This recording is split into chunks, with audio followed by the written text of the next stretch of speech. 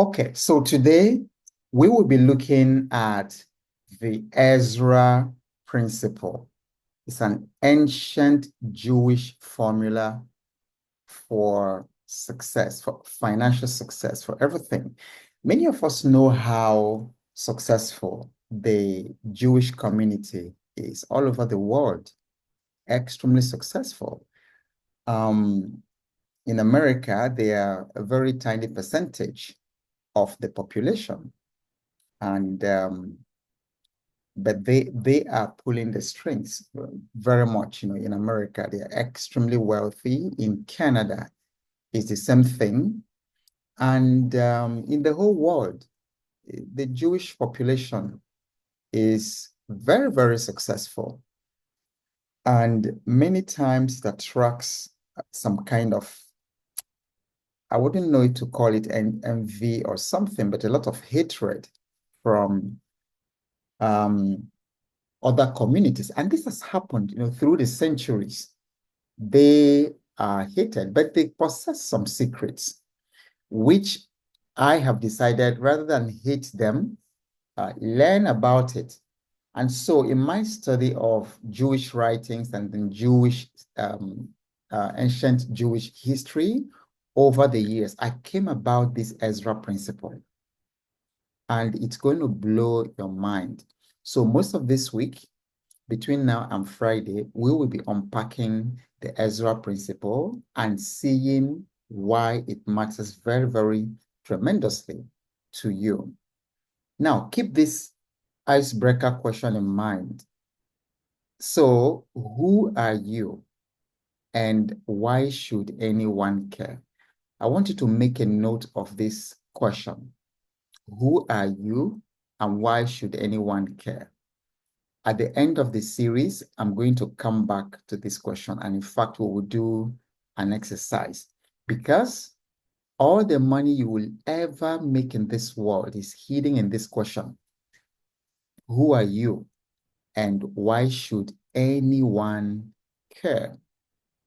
Okay. Evaristos is asking, what's the topic today? So the topic is the Ezra Principle, ancient Jewish code or secrets for wealth. Okay. So now it was lifted from the writing of a Jewish scribe, an ancient scribe called Ezra. So it was lifted from his book. The principle is lifted from his book. And it's chapter 7, verse 10 of his book. It's kind of chaptered and versed so that it's easy to read. So the 7th chapter, the 10th verse, it says, "For Ezra had set his heart to study the law of the Lord, to practice it, and to teach its statutes and ordinances in Israel." There's so much hidden here. There's so much hidden here. There's so much. So just follow me very closely. Pay attention because some things are not taught. You just catch them.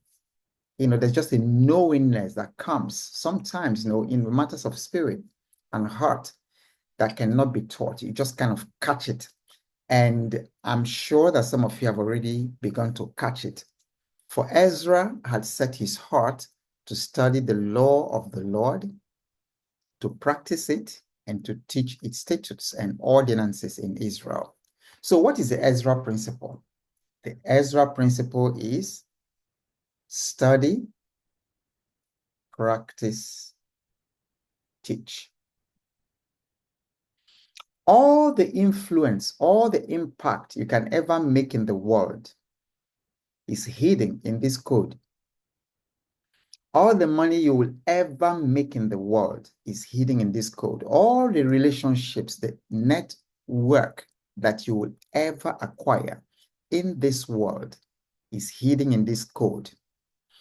Everything that you've ever dreamed, all your dreams, all the imaginations, things that you're looking forward to do, to accomplish, to achieve, to become, everything is hidden in this code. So that's why it's actually very powerful. And then we're going to unpack it one after another. So this Jewish code for wealth is study, practice, and teach. And I'm going to show you how a few people are actually implementing this code without knowing that it's called Ezra code. So I've actually been the one to call it Ezra Principle, Ezra code. So it applies in leadership, it applies in wealth creation. If you are interested in generational wealth, because there's just so much poverty in our continent. There's so much poverty in our continent. Everywhere I go to Tanzania, I see, poverty. I go to Sierra Leone, I see mind-boggling poverty in the midst of so much. You come to Nigeria, imagine Nigeria being crowned the poverty capital of the world. It's appalling. Imagine that in Nigeria, the record right now is that they're not even up to 10,000 millionaires in dollars among a population of 230 million people. The dollar millionaires are just a few 8,000 and something people. So this is appalling.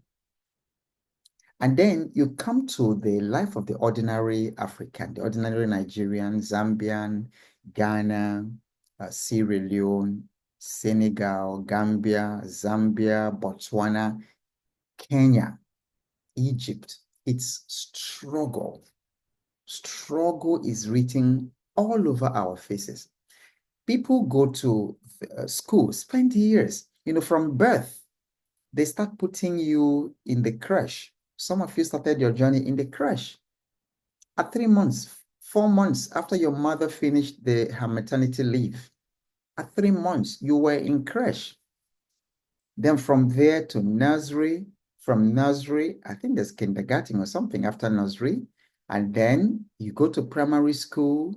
After primary school, you go to the secondary school. After secondary school, you go to university. You go for postgraduate studies and things like that. And then we still come up. You see so much struggle. So much struggle. You find PhDs and people with 2, 3 master's degrees struggling to make a living.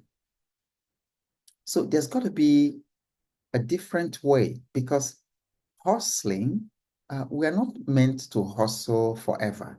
So if we hustle, it should be for a time, but not to hustle forever. But I dare you and I guarantee you that this Ezra code is the answer you've been looking for. And if you embrace it tonight, you can begin to see changes in your finances, just like I see in mine. I'm not there yet because, like I've told you, the journey to wealth, and especially generational wealth, is a journey of patience. It's not a journey of get rich quick. And then because of all the money mistakes I've made in my life, I'm literally having to restart this journey in my 50s, which is good because some people restarted at 60, some at 70s, and they still did well, because the important thing is not really your age. I mean, it's like my ancestors say that anytime anyone wakes up, it is his morning. Okay? So it does not matter what your experience may have been, what your background may have been. It doesn't matter what kind of financial mistakes you've made. I've made horrible financial mistakes. I've had literally millions and millions and tens and hundreds of thousands of dollars, hundreds of thousands of dollars, millions and millions of naira, tens of millions, if not hundreds of millions of naira come into my hand. But I look back and I say, where is it? Where is it? When I was working with Chevron, there was a time that Chevron developed an internal app that allowed every employee to see what the company had paid him or her throughout all the time that from the time you were employed to that particular time. When I got into that app, and I saw how much money the company had paid me, the first thing that came to my mind, to my mouth, like we say in Nigeria, oh, it's a lie. It's a lie. They never paid me this money. Then I started going through it line by line, and I was shocked. And it is something for all of you here. There's a lot of money has actually passed through you. See, because maybe it comes in trickles sometimes, you never really count it for anything. But until you sit down and actually look at the amount of money that has passed through your hand, your salaries, the gifts, the profits you've made in your business on your side hustle, the monies that people have given you, by the time you sit down, you find that God has done well for everybody. So the problem hasn't been that we've not seen abundance. Problem is that we haven't been good managers of the things that came in. So that was my story. I wasn't really, I wouldn't really say I was a good manager of the monies that came into my hands. So as it well, I literally have to start my financial journey all over again. So it's been some incredible education, losses, things I put money into that I shouldn't have put money into, and things like that. But why I like the Ezra code, the Ezra principle, is that it is a reset. It doesn't matter what mistakes you've made in the past. It doesn't matter what your age is. That's the amazing thing about principles. It works all the time. It works for young. It works for old. It works for men. It works for women. It works for boys. It works for girls. It works for black. It works for white, for green, for brown. It works. It's a principle. And then it does not choose what country to work in. Okay, so the code, the Ezra Leadership Code, the Ezra Leadership Principle has three parts, three elements in sequence, and then also simultaneously. Study, practice, teach. Everybody take a moment and type this principle. Type it with your own hands. In Zoom, type it in the comment, in the chat. On Facebook, type it in the comment section. Type the three elements of the Ezra code. Study, practice, teach. Okay? And then over there, just say it after me as you're typing it. Study, practice, teach. And then those of you watching on YouTube, write it also in the comment section. Study, practice, teach. Study, practice, teach. So bear this in mind, because that's what we're going to be unpacking in this series this week. Okay, so let's talk about study. He said that Ezra, first of all, before we even talk about the study, the practice, the teach, there's something else that is very important, very powerful to note in the Ezra code. And that is set his heart. Okay, so type set his heart. So that's actually the very first thing. Before Ezra started studying and practicing and teaching, he had to first of all set his heart.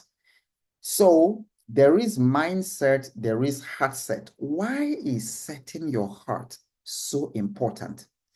Because intention is powerful.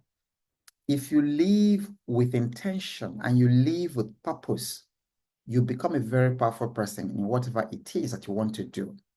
The reason many of us are not effective is that we've not set our heart.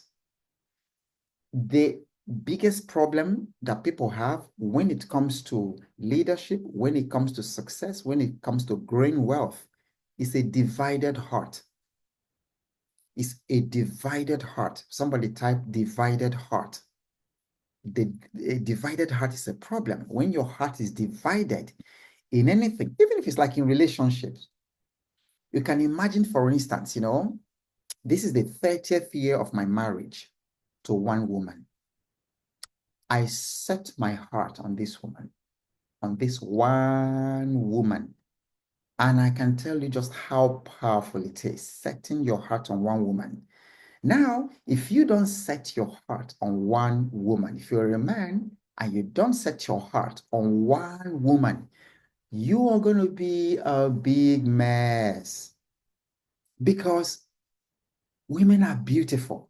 the way the creator made them is such that is you need a lot of discipline. Setting your heart on one woman is like the ultimate act of discipline, ART. For a man to be able to set his heart on one woman, it's the most difficult thing to do because the women are all over the place. They are all over the place. And then when you are a person as handsome as I am, as rich, as gifted as I am, you're going to be in trouble. The women are going to come after you. They are all over the place. They do come after you. I know I'm joking, I'm kidding, but women, before I met my wife, I had 3 ladies propose to me. And then the day, for instance, the day I announced my proposal, because I had been in a relationship, in the campus before I came out and before I met my wife. And the day I announced that I was now engaged to this girl, all hell broke loose. There was, so many ladies who came, they were fighting. I remember 2 of them were even friends, but they didn't know that, so each of them, because I was such a friendly person. So each person thought I was after them. So I learned early as a young person, when I'm relating with a woman, the opposite sex, the first thing I do is to define that relationship so that there will be no expectations. Okay. So I'm saying setting your heart, for instance, a man, and I believe it's the same thing for women, setting your heart on one spouse. And in fact, the reason that marriages are failing, the reason that divorce is rising left, right, and center is because people can't set their heart on one spouse. There are women married to one man, but they still have their eyes on other men. They still have their eyes on their boyfriend in secondary school. There are men who are married, but they still have their eyes on some female colleagues in the office. Is anybody getting what I'm saying? Because I really want to dive deep on the part of setting your heart, because it has everything to do with your becoming wealthy. It has also everything to do with your becoming a happy individual. If your heart is divided among so many things, you can't be happy. The heart hates division. You can't set your heart on light and darkness at the same time. So intention is very, very powerful. And then coming to say, for instance, that you're setting your heart on godliness, on values, the values that you're going to live by, because your heart is the seat of your values. And that's why the heart is very powerful. There was another character, Jewish character, who was in captivity in Babylon. In his writing, they said that that Daniel purposed in his heart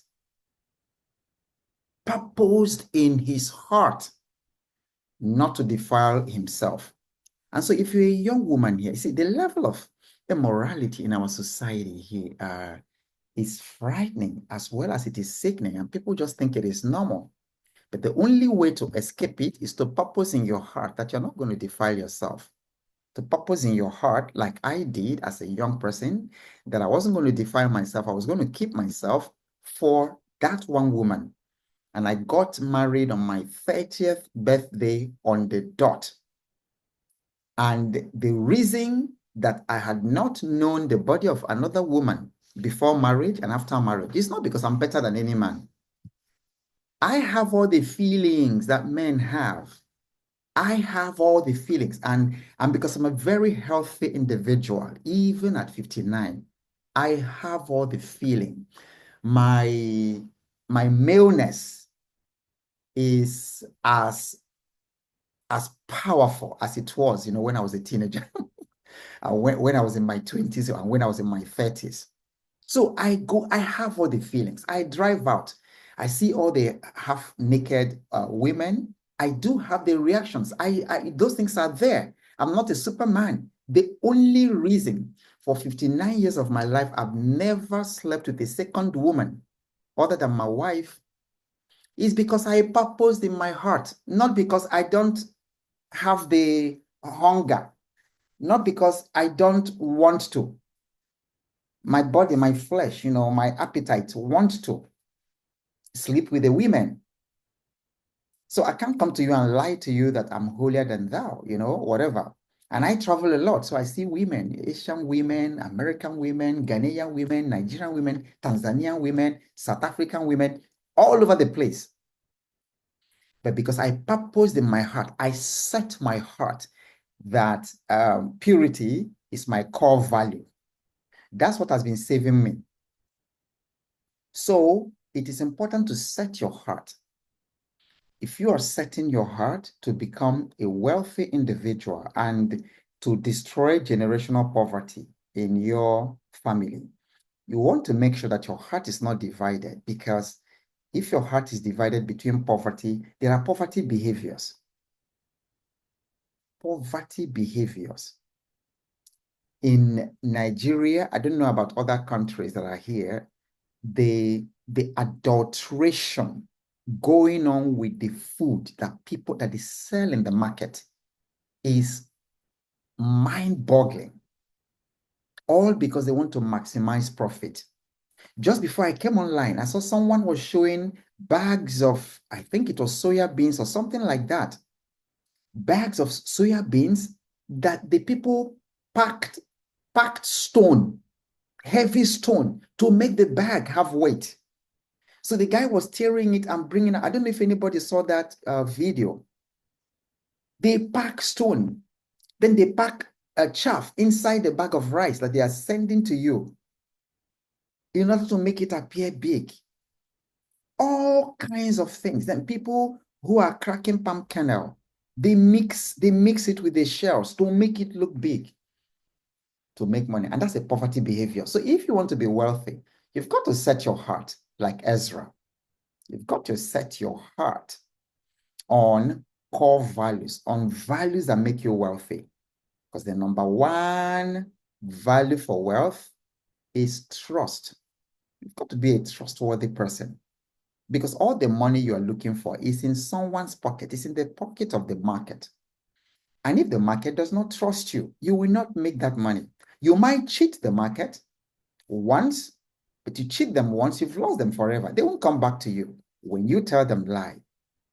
So I had to put that one there, that the first thing Ezra did before running his code was to set his heart. He was intentional about studying, about practicing, and about teaching. So make a note of that. I want you to be very intentional about breaking the chain of generational lack, generational poverty in your family, breaking the chain of hustling in your family, so that you and the people coming after you will focus on purpose, achieving the purpose for which you are made, instead of spending your whole life, your entire life, looking for bread, looking for food to eat and clothes to wear. Because if you're busy looking for food to eat and then clothes to wear, you are never going to have time to fulfill the very purpose for which you're here. And then none of us has forever here. Some of us will go at 60, some will go at 80, at 70, at 90, a few of us at 100. But your time is limited. Okay, so now let's talk about the first element of the code, study. Benjamin Franklin said that diligence is the mother of good luck.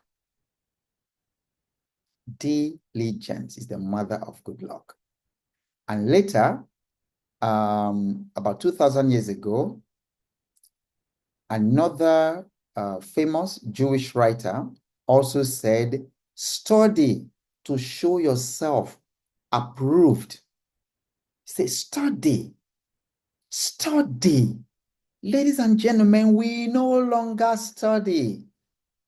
Our youth don't study. I'm not picking on you. You no longer study. I knew the way my father studied and his generation. When they studied, they really studied. They picked a subject, they studied it. I knew the way we were made to study. My father was a headmaster. If we were studying an insect, we studied an insect. We went to its environment, we observed it in its environment. We caught some, dried it, used microscope, looked at it, drew it, we studied. And so study helps it kind of enriches your thinking, because the quality of your study, the discipline of study, determines the quality of your mind. That's why the moment you open your mouth in anything, the whole world will know. The whole world will know what you contain. When you listen to people who study their area, who study in the area of competence, they are different. Sometimes they just say a sentence and it's worth like 10,000 sentences of someone who doesn't study. Guy, you really need to develop the discipline of study, because I think that social media has messed many of us up big time. So you find that people hardly stay, except when they are preparing for exams. People hardly sit down for 2 hours, 3 hours, just studying a particular subject. When last did you sit down studying for 2 hours, for 3 hours, for 6 hours in the day? Studying enriches your life. Because see, why study is important is that you cannot move on to the next level of the code, which is to practice, if you don't study. You can't move forward until you study. So we need to slow down. We need to lessen our scrolling on the internet and pick something that piques our interest, something that we're passionate about, and really study it. If what you're interested in is the financial market, making money in the financial market, do you know what can happen for you if you spend hours every day studying the financial markets for the next 90 days? Do you know that that will totally change your life? So that's why Benjamin Franklin says that the mother of good luck is study. King Solomon said, show me a man. He said, do you see a man who is diligent, who is studious in his craft? He said that that person will stand before noble men, before nobles. He will not stand before ordinary people. So study elevates your game. Okay, type it in the comment section. Say, study elevates my game. Study elevates my game. And then repeat it, say it to yourself, right? Type it first of all, type it in the comment section, in the chat, everyone, and on YouTube. Studying elevates my game. It enriches my life. There's so much to study about anything that you pick up that you're interested in. So many books, so many things are available for us today. I have books on business, because that's my area of study, business and leadership. So there are books written in the 1700s, in the 1800s, and then you can go to the Internet Archive. There are books there, like tens of millions of books on literally any subject. And you see, the powerful thing about studying is that there is nothing that you are interested in right now, or nothing that you are going through, that 1,000 people have not gone through and taken time to document what they learned. And then all you need to do is just take time and diligence and study. You graduated from the university 10 years ago. You are not happy. You are underpaid. you are hustling. You're trying to start a family, you can't. Or you've started a family and it's extremely difficult to manage, to pay bills for one child, for two children. Yet, your parents in the 70s, in the 60s, had you 10, and they brought all 10 of you up, 9 of you up. We were 7 in our own house. Nobody fell sick. My father and mother brought everybody up, and now you have one child, you are complaining, and then you say, okay, school fees are more now than it's the same thing. It was as hard, even though school fee when I went to school was like 10 naira, 20 naira, 30 naira. But his salary, my father's salary at some point was like 100 and something naira. So it was as hard, having 7 children, earning 100 and something naira, putting all of them to school. But these people were very diligent. And people have written everything. They've written everything. Everything. You don't even need to reinvent anything. You just need to search on any particular subject that you are interested in. So study is the first element of the code. So you can see why it is such a powerful code. Because the gateway to wealth is study. The gateway to wealth is study. Type it in the comment section in the chat. The gateway to wealth is study. The gateway to wealth is study. This is why you almost always certainly lose your money if you put it in something that you don't know anything about. Many of you tried Forex. You lost so much money in Forex. Many of you tried cryptocurrency. You lost so much money in cryptocurrency. Many of you tried the stock market. You lost money. Why? You didn't study it. How can you invest in something that you have not studied about? So study is the gateway to wealth. And therefore, if you want to make money, you've got to start with studying. Studying was what set me free, because all my years of education, university education, plus all my years working in Shell, all my years attending church, nobody taught me. Nobody taught me about wealth. Nobody taught me about the financial market until in 2003. As old as I was, I knew nothing about the stock market. I knew nothing about real estate. Until 2003, I stumbled by one book that started all these things you hear me do today. Rich Dad, Poor Dad. That book got into my hand and I read it. I read it in like 2 sittings or something and tried to reread it. I'd never read anything like that in my life. And while I was still trying to recover from that, I read George Clason's The Richest Man in Babylon. Then I read Ogmandino's The Greatest Salesman in the World. My goodness. Then I started reading other books, Chicken Soul of the Soup, You Were Born Rich by Bob Proctor and things like that. My goodness, it started all these things that you're doing today. If I had not studied, I wouldn't be here today, talking to you. So study is the gateway to wealth. So that's why it's number 1 element, the first element in the Ezra code. Second element is practice.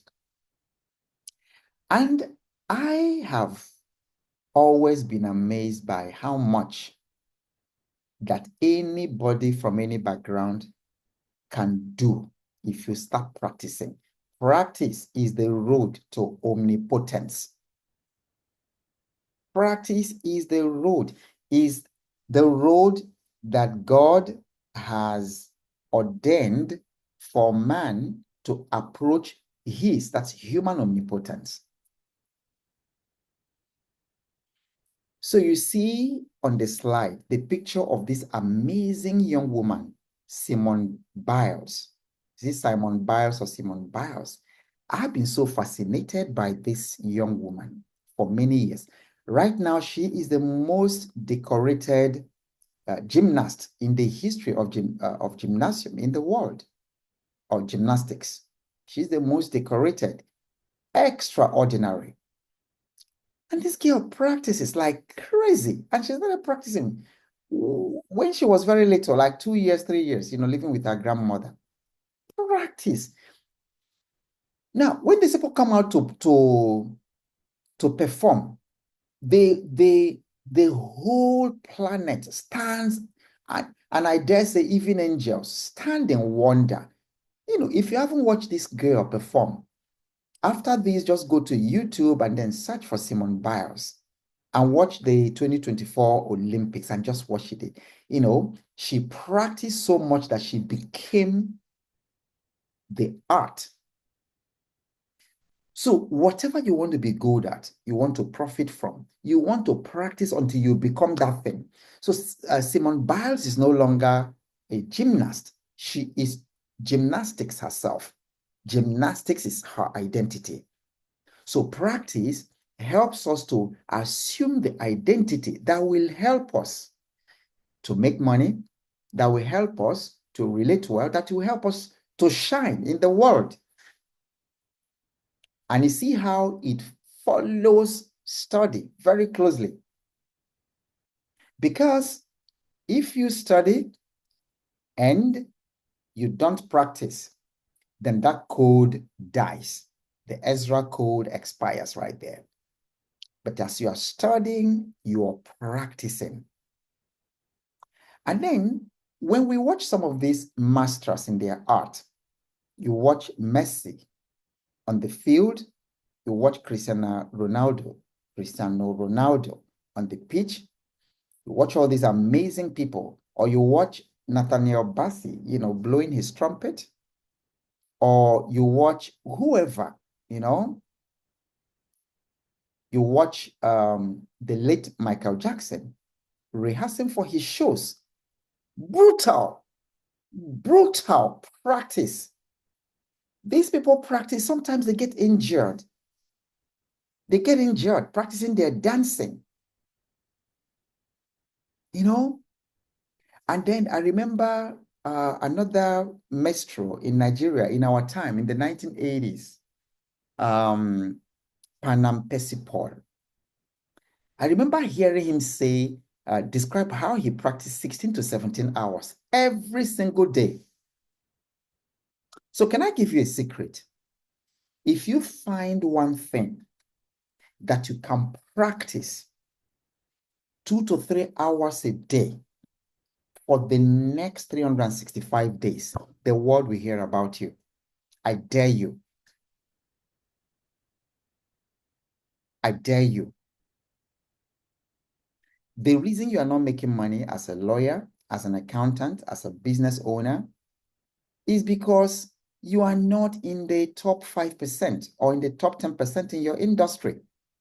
Whatever you are doing, the money is in the top 5%.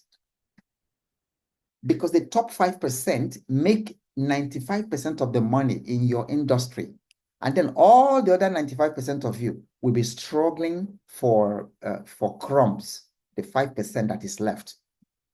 Look at it, whether it is in law or in medicine or in whatever you are doing, or restaurant business, whatever it is, or investing, the top 5% make 95% of the money. Therefore, what does it take you to become part of the top 5%? Practice. Practice. That is why if you pick any industry, any subject, any business, anything, and you practice it, you give it time, every single day, you put in 2 hours, 3 hours in it. If you start practicing language, or you start practicing musical instrument, whatever it is, practice is the road to omnipotence. You do it consistently for 1 year, the world will hear about you. The first 3 days, your family will hear about you. The first 1 month, your neighborhood will hear about you. The next 6 months, your state will hear about you. 9 months, your country will hear about you. 11 months, your continent will hear about you. 12 months, the globe will hear about you. And doors just open up. Look at Nathaniel Bassey, trumpeter from one village in Nigeria, invited. They sent him a letter, sent him an invitation to attend the inauguration of the president of the United States, to attend the inauguration ceremony. What took him there? His gift. And what got him to that level? Practice. And then the third part of the Ezra principle is teach. Is teach. That's what I've been doing. So now you know my secret. You know why I'm doing this. And Zig Ziglar said, you can have everything in life you want if you will just help enough other people get what they want. And how do you help people get what they want? Teach them. So Ezra did not just study. He did not just practice and become amazing by himself. He also taught. And then in teaching, you are helping other people to find their bearing. You are helping other people to find success. You are helping other people to find solution to whatever it is that you have been through. And the reward is tremendous. So tomorrow we'll continue this conversation, and then I'll show you practical ways to apply the Ezra principle to grow your family finances, to grow your family wealth for generations, because this principle is very powerful. Do you feel it? Do you already feel it? Say so in the comment section. All right. So get ready. It's our tradition to share what your aha moment, everything that you've heard today. What are your aha moments? So get ready to type it in the chat on Zoom, type it in the comment section on Facebook. I want to know your aha moment. So go ahead and type it, and I'm going to read a couple of them. Tell me what your aha moment is. And then if you have a question or something that you would like me to touch on tomorrow or to repeat, then put it in the comment section. So I'll take a couple of reads of your comments and your aha moments, and then we can round off. What are your aha moments? Type it in the comment section. What are your aha moments?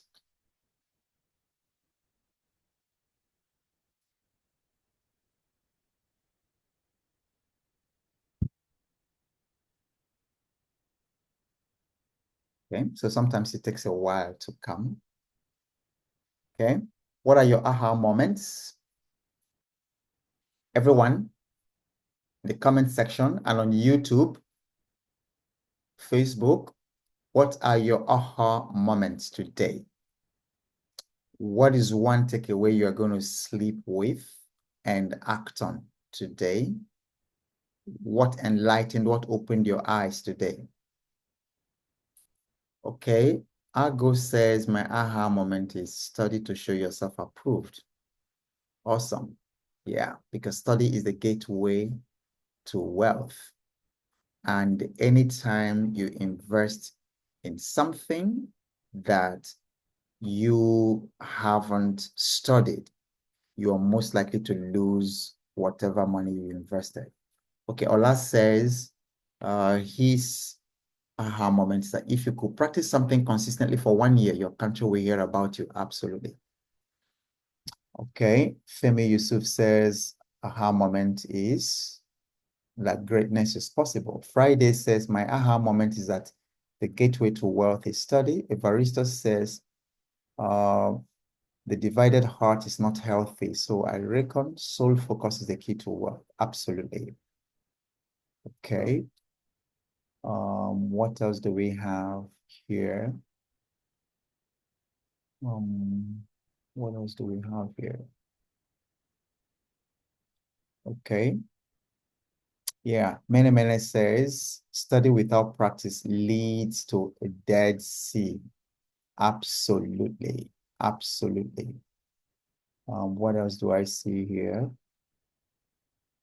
Yeah, and then many thank you also for capturing the books that I mentioned. Yes, Rich Dad Poor Dad, the greatest salesman in the world. You Were Born Rich by Bob Proctor, and then there's also The Richest Man in Babylon. These little books helped me. There's also James Allen's um, As a Man Thinketh. That's a book I've read as many times as I could and also listened to it, the audio. Okay, there are a couple more aha moments. Sumaila says, study is the gateway to success. This resonates with me very well. Somtochukwu says the Ezra principle is an eye-opener. Absolutely, it is. Menemene says the late spiritual leader Yogi Bhajan once said, if you want to learn something, read about it. If you want to understand something, write it. If you want to master it, teach it. Fantastic. Very good. Edward says, my aha moment is set your heart on core values. Absolutely. Absolutely. I'm glad you remember that one. And then for us guys, the secret to a very powerful and successful marriage is set your heart on one woman. I speak as a man. Um, the women can be very confusing for men because the way they are made and the way we are made, they attract us.